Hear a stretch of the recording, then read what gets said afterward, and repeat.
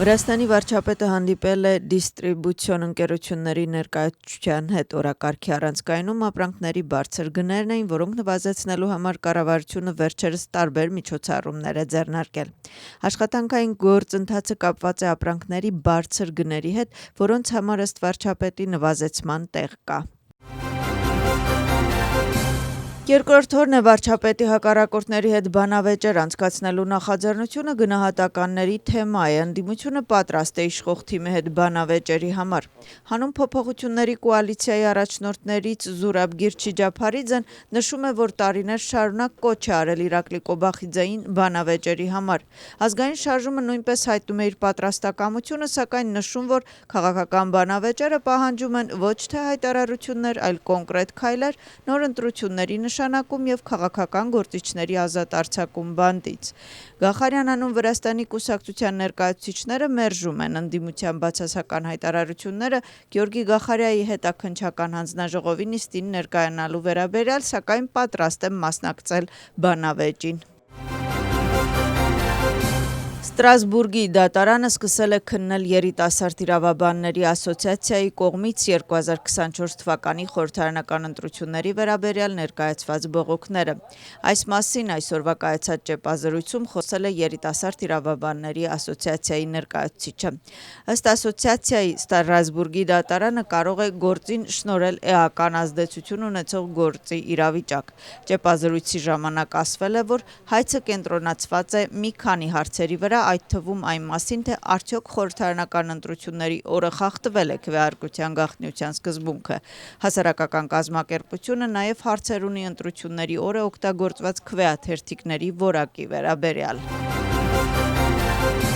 Թբիլիսիի քաղաքային դատարանում տեղի ունեցավ հոկտեմբերի 4-ին նախագահական նստավայրի մոտ տեղի ունեցած իրադարձությունների ժամանակ ձերբակալված 15 անձի դատավարությունը։ Մեղադրող կողմը ուսումնասիրեց ապացույցները։ Այսօրվա դատավարության ժամանակ դատախազությունը որպես վկա հարցաքննեց 5 փորձագետի։ Հատկանշական է, որ մեղադրյալների մեծ մասը չի ներկայացել դատավարությանը։ Դրա պատճառը նախորդ նիստում մյուս մեղադրյալների անունից մեղադրյալներից մեկի Կախաբեր Մժավանաձեի կողմից կարդացված հայտարարությունն է, որում նրանք խնդրում են հարցաքննել Իրակլի Կոբախիձեին։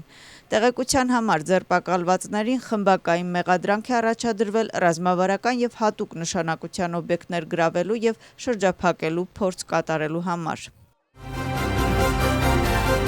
Կառավարության վարչակազմում Ջոնի Բաղաթուրյան, Դավիթ Օսիփաշվիլին եւ Կախաբեր Մայսուրաձեն նախաձեռնություն են գրանցել։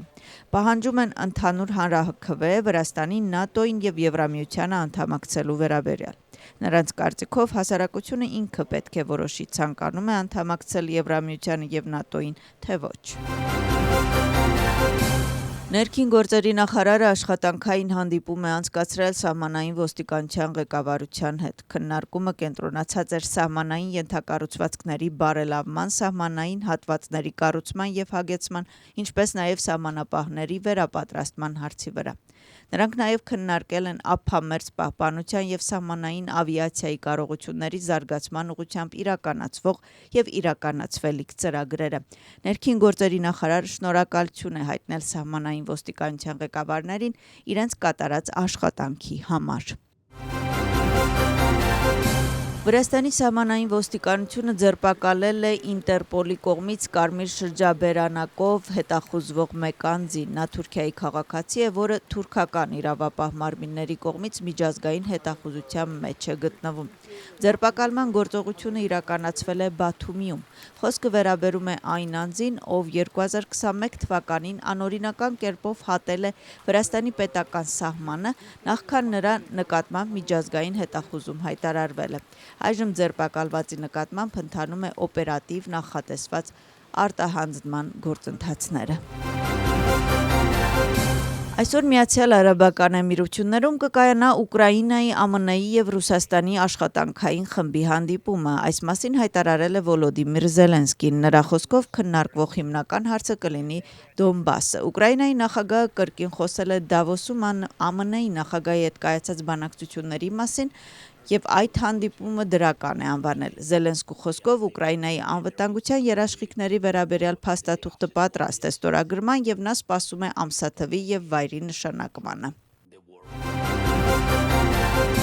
ԱՄՆ-ի նախագահը հերթական անգամ քննադատել է ՆԱՏՕ-ին։ Fox News-ին տված հարցազրույցում Թրամփը ասում է, որ վստահ չէ, որ անհրաժեշտության դեպքում ՆԱՏՕ-ն պատրաստ կլինի օգնել ԱՄՆ-ին։ Տեղեկության համար նշենք, որ Միացյալ Նահանգները ՆԱՏՕ-ի միակ երկիրն է, որը կիրառել է դաշինքի կանոնադրության 5-րդ հոդվածը։ Այս հոդվածը նախատեսում է համատեղ արձագանք իր դաշնակիցներից մեկի վրա հարձակման դեպքում։ 5-րդ հոդվածը կիրառվել է 2001 թվականի սեպտեմբերի 11-ին ԱՄՆ-ում տեղի ունեցած ահաբեկչական հարձակումից հետո։ Դոնալդ Թրամփը չեղարկել է կանադայի վարչապետին Մարկ Քարնինին խաղաղության խորհրդի միանելու հրավերը։ Հարգելի վարչապետ Մարկ Քարնի, խնդրում եմ ներկայացնել այս նամակը ցույց տալու համար, որ խաղաղության խորհուրդը հետ է կանչում ձեզ ուղղված Կանադայի ամենահեղինակավոր առաջնորդների խորհրդի միանալու հրավերը, գրել է Դոնալդ Թրամփը։ Հիշեցնենք, Դավոսում կայացած համաշխարհային տնտեսական ֆորումում իր ելույթի ժամանակ ԱՄՆ-ի նախագահ Դոնալդ Թրամփը դիմել է Կանադայի վարչապետին, ասելով, որ Կանադան ապրում է միայն Միացյալ Նահանգների շնորհիվ եւ պետք է շնորհակալ լինել դրա համար։ Մոլդովայի նախագահ Մայա Սանդուն հայտարարում է, որ Դոնալդ Թրամփի կողմից հրավեր չի ստացել։ Մոլդովայի նախագահը նշել է, որ գնահատում է խաղաղությանը նպաստելու ցանկացած անշահախնդիր ջանք, սակայն ընդգծել, որ միջազգային իրավունքի եւ տարածքային ամբողջականության հարգումը անհրաժեշտություն է։ Newsmax-ին տված հարցազրույցում ԱՄՆ-ի փոխնախագահը նշում է, որ Եվրոպան քաղաքակրթության ինքնասպանության ուղու վրա է։